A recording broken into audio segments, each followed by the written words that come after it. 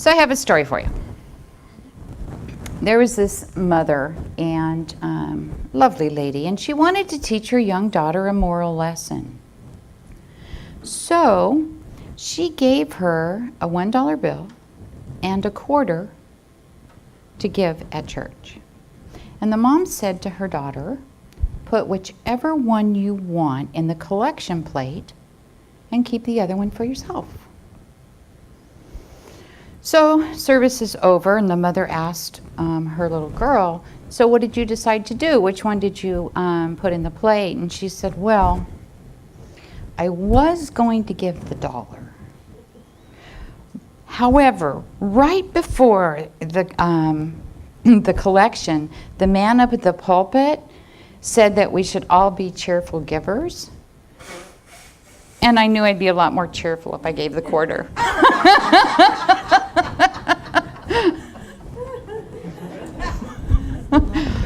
Well, yeah. What are you going to do? So, in order for us to fully grasp and fully understand the meaning of giving with joy, we first need to have that ability to joyfully give whatever it is we have, and to do that with an open heart. We're here to give. We're here to share our essence with all of humanity, and to do that joyously. We do that by giving away words of love, of gratitude, acting in integrity, in honesty, being our authentic selves, sharing our time, our talent, and our treasures, going out of our way maybe to stop and help somebody who might need a little bit of help, whatever that looks like. It's about giving to others whatever it is we have to give. And that doesn't always have to be one thing or another. It can be what is needed at this particular moment. The Buddha said, you have no cause for anything but gratitude and joy. And those two things really do go together beautifully, don't they? The purpose of our life is to be in joy, to have the willingness to be who we are, to be our authentic selves, to be in joy, no matter what it looks like out here. Which is what I was saying earlier, right? My work is to stay in joy, even though there are some things happening that I don't like the way they look, quite frankly.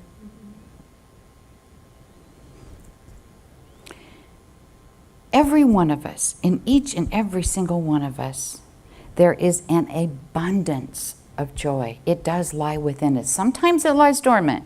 Sometimes we don't feel it so much. However, it's always there. That's who we are. We can experience that joy in the gap between our thoughts. Have you ever heard of present moment awareness? Right? That's what it's about. Let me be right here, right now, and I can feel that joy. I can feel that love, that compassion. When we stop identifying with those fleeting thoughts and those fleeting emotions and get stuck with them, because sometimes we do that, then we can be in that present moment awareness. We can be in that place of joy. And within that present moment, we experience the lightness, the joy associated with our higher selves, with our God, with Source. And what appears to separate us from our Source is that busy mind, is our ego, that sense of I that differentiates between this and anyone or anything else. When we identify with our thoughts, we lose that conscious contact with life in that moment. And it's the conscious connection with our higher self, with our God Source, that we want to stay connected to, consciously. That's where the joy is, in that conscious connection. This is what is already true for each and every single person on this planet. You are the source of your own joy. And you are the source of your own satisfaction, of your own well-being. So, It's pretty simple. If you want to be in joy, become aware of that joy that's already within you. That's all. It's simple, right? Yeah. It's a simple thought, and it's not always easy to accomplish and to stay in that place. My husband can tell you that. Haven't felt that joy that I so miss. However, then we can shift over to a giving state, because one of the greatest joys in life is giving. And we all have an abundance to give, whatever that looks like. When you give your love, when you give your joy, when you give your positivity, your excitement, your gratitude, and your passion, you are giving true, eternal gifts of life. Those that really matter. Those that are lasting. There is no greater gift than giving of yourself. Now, another gift that we all have is intentional spiritual community, which is what we do here. It's a gift because we give each other quality time. We share our authentic selves. We're allowed to be who we are, feel how we feel, see the world the way we see it, without any judgment.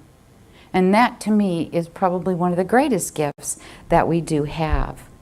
We have a way of learning to foster the greatest gifts of that hope, love, joy, peace, those Advent qualities, those spiritual gifts that we've all been blessed so deeply with.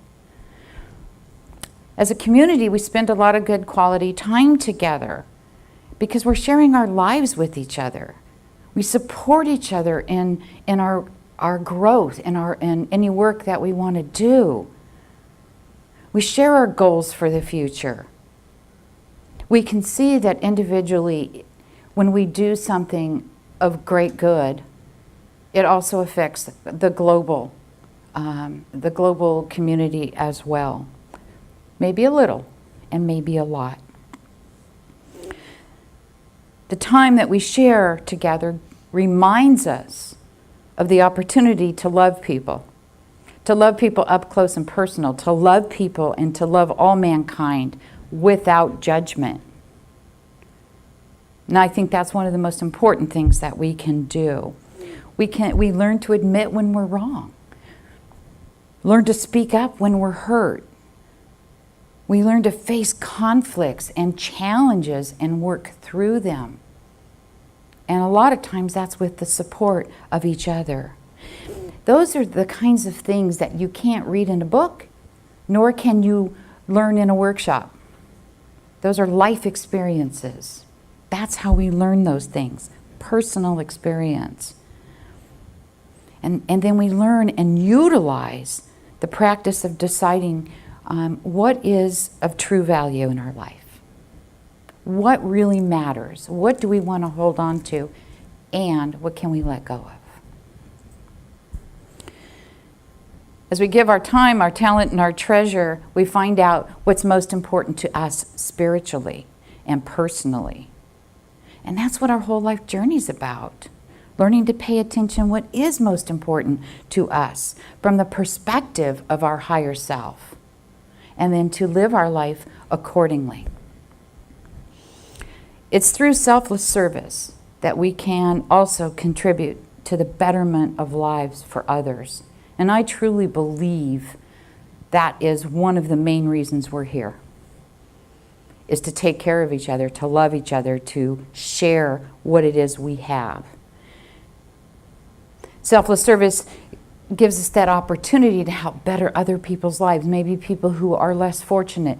Maybe it's people who need some form of assistance, whatever that looks like.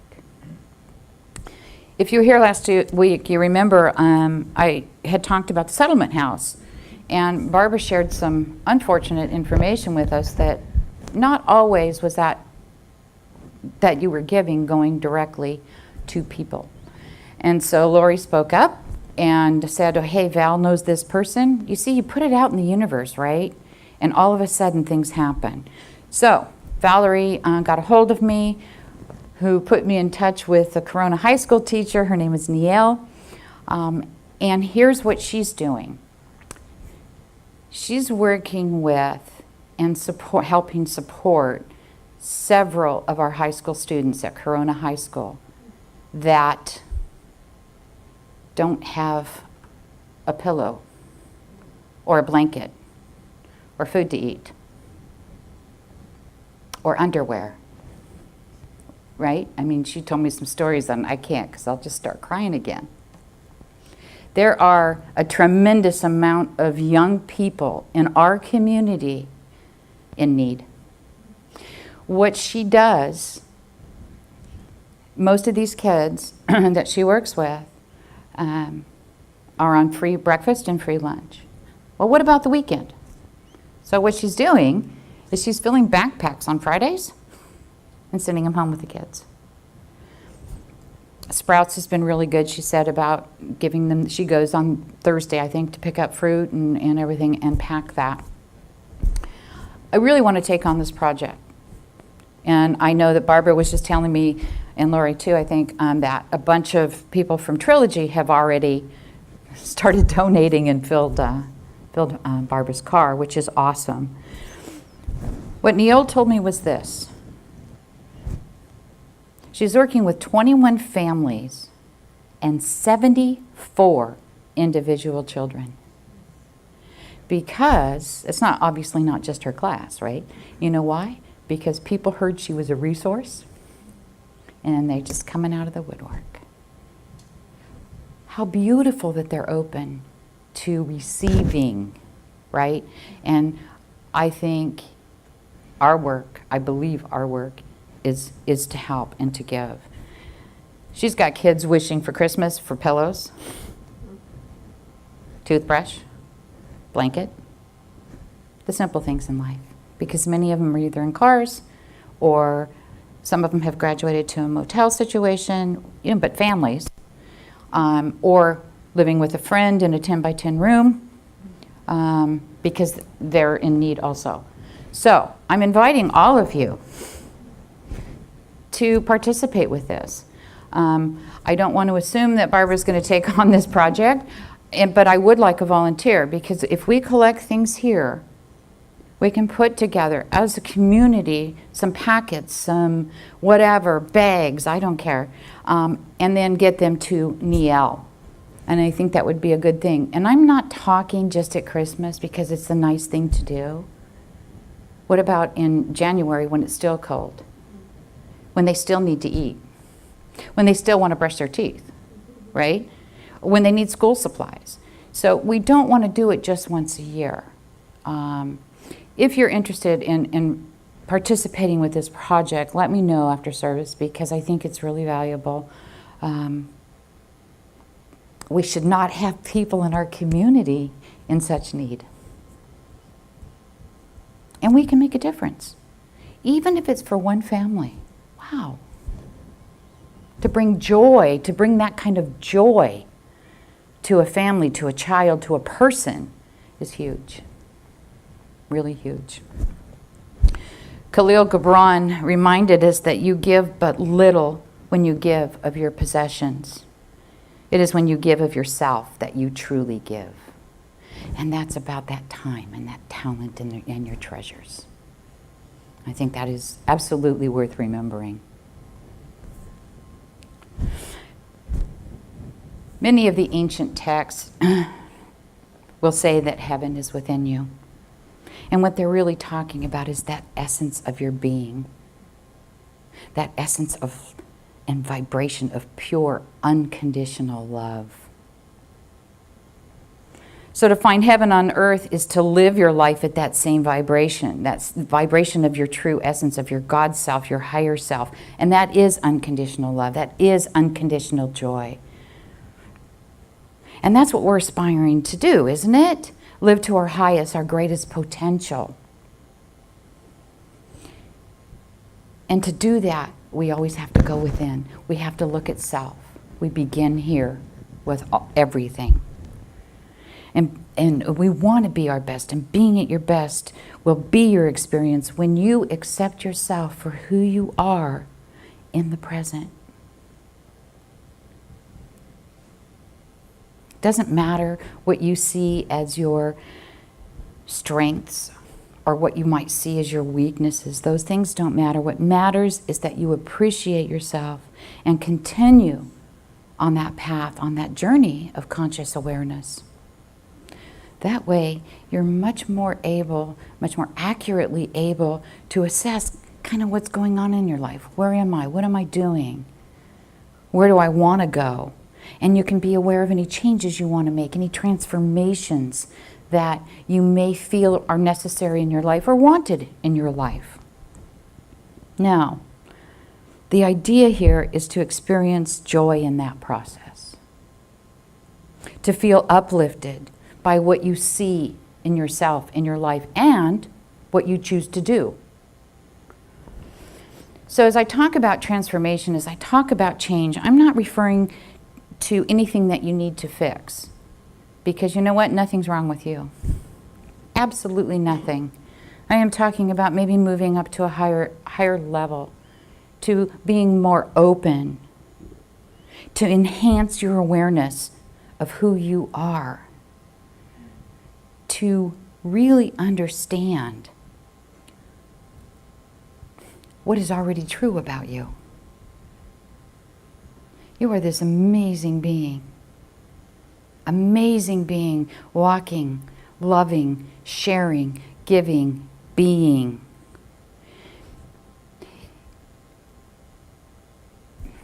It's so important for us to realize that we are this eternal being. We are never going anywhere.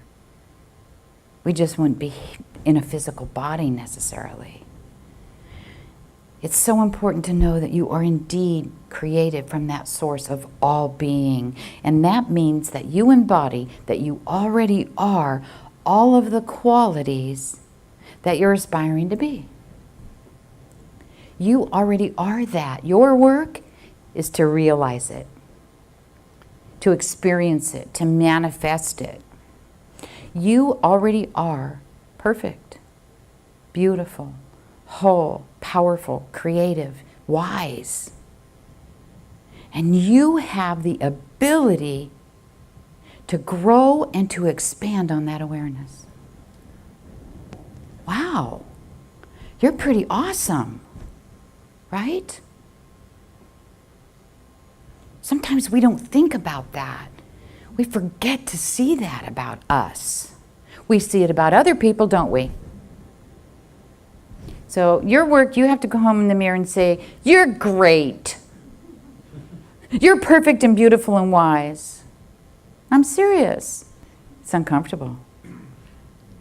And you know what? It's helpful.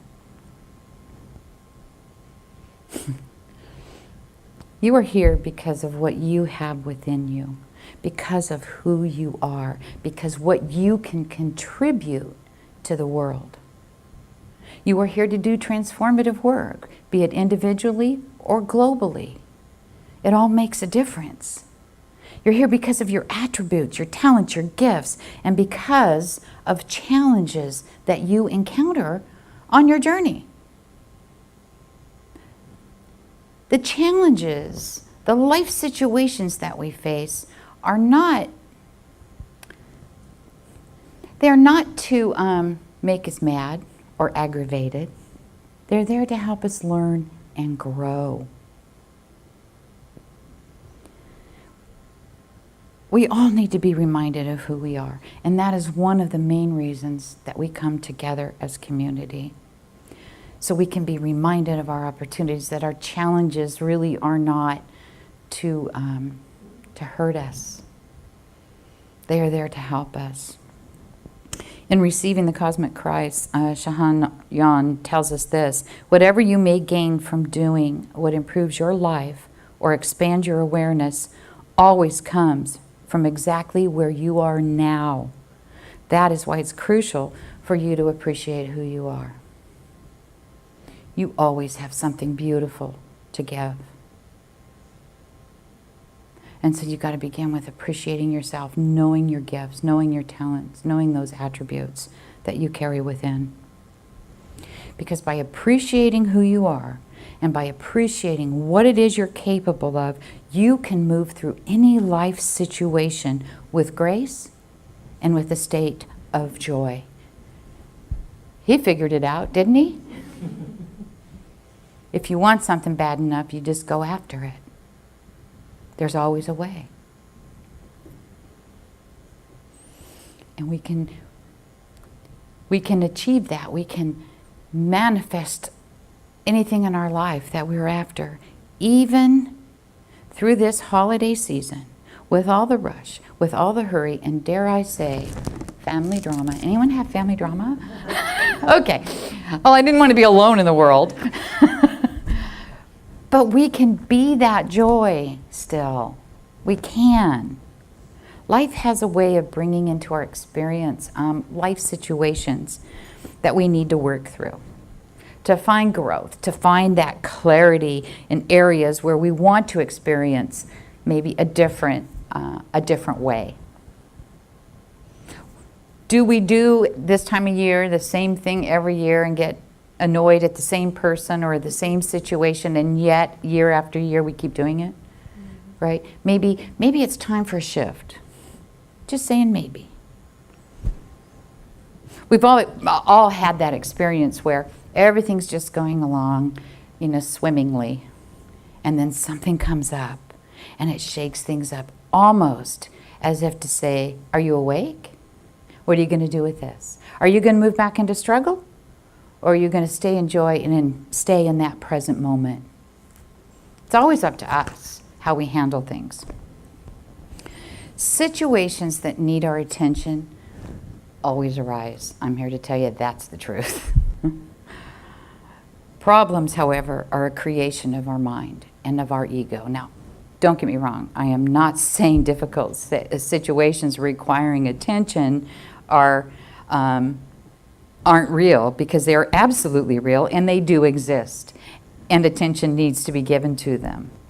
However, I'm saying if we stay present, we're going to find that problems don't necessarily exist in the present. They exist in the past. They exist in the future.